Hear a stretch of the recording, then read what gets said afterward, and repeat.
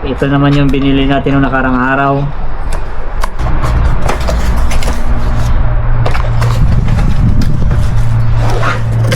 So guys, another cooking pot. Ito kasi binili na namin to.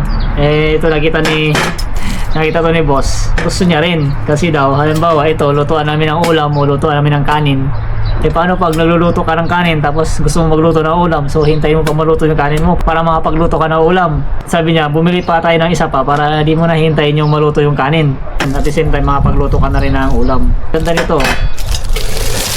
Kasi pwede siyang saan dito, pwede kang magluto ng kanin dito or ulam.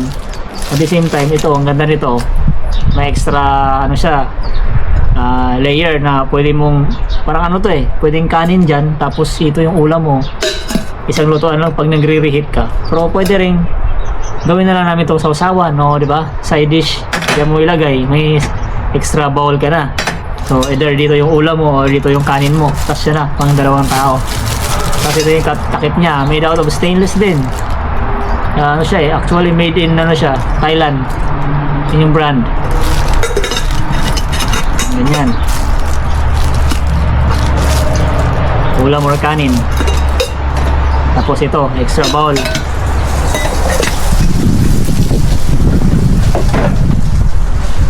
Nasa hangin ngayon. So yan. So, tatabi muna natin. Meron tayong biniling same brand din, Zebra. Sa Snowies din, plato, stainless. Medyo malalim yung ilalim para di matatapon yung sabaw. Meron namang isa nito medyo malapad tapos mababaw lang, pero pinili ko ito medyo malalim. Alam mo na, Asian tayo, minsan mahilig tayo sa sabaw, so pag mababaw matatapon. So plato dalawa, stainless din. Tapos meron pa, pumili na ako ng malaking bowl para sa sabaw nga. So salo na lang kami dito ni boss pag kakain kami. Same brand, Zebra, made in Thailand, full stainless, polish outside, tapos yun rough inside.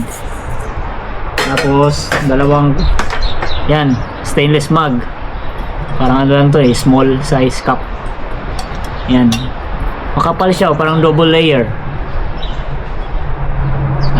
Ano naman to yung brand nya, Campfire. So parehas dito, Campfire.